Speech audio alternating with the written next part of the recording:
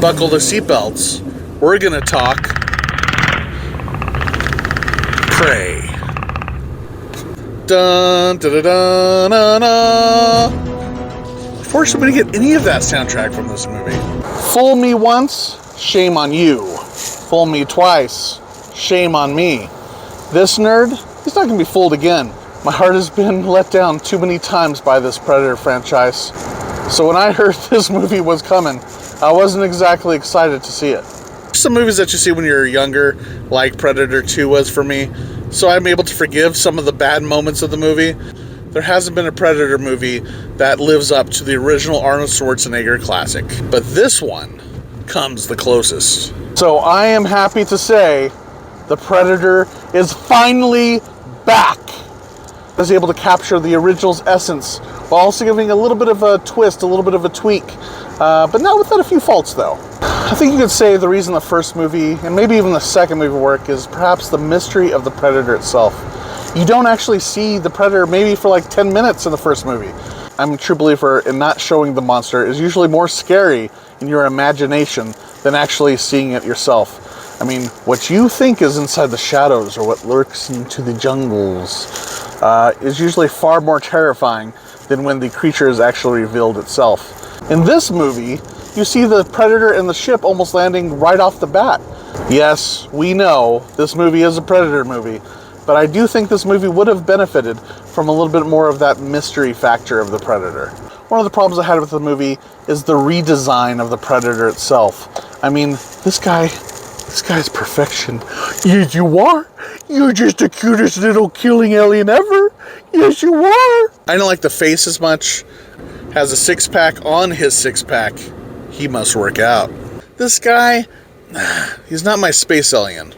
Who wouldn't love this face? Huh? Who wouldn't love this face? Changing of the original design of the Predator aside, I think where the movie does get it right is in the simplicity of the plot. They don't overcomplicate things here. There's no super mega Predator. There's none of that stuff from like previous movies. We're getting back to the basics here. The Predator and the prey relationship. The Predator's not a complicated character. He's just coming down to Earth looking for a worthy foe, and that's exactly what he gets in this movie. And the Predator just feels so much more at home, in nature where he should be. I think the concept in itself is perfect. You're taking a super high-tech space alien, and he's coming down to Earth, fighting people without this high-tech gadgetry.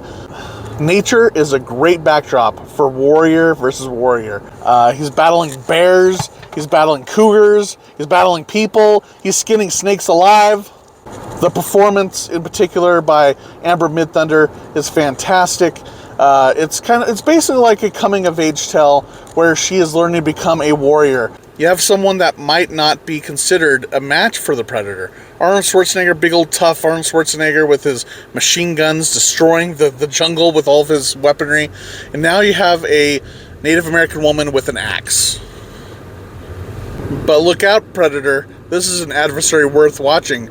Unfortunately, the other characters are not given as much depth. They're just basically there for the body count and the slaughter of the Predator. There's also a dog in this movie, because, I mean, having a dog in anything makes it better, right? Right, Lilu? Lilu, would you bite the Predator? All in all, this adds up for a hell of a great Predator movie. A green light. Definitely a green light. This is the movie that deserved a theatrical release. Some of those others, not so much. This movie is the fresh blood, the injection to maybe reboot this franchise. It sorely needed this. And for the true Predator fans out there, I don't want to fully give away the spoiler, but there might be a little something from Predator 2 that will give you something to think about. I think it's very cool and really well done. I'm so happy to be excited about a Predator movie again. The credits allude to a possible sequel, and I'm actually excited to see it. In the end, this movie is not going to make you want to get to the CHOPPA. Instead, this film is going to... Holy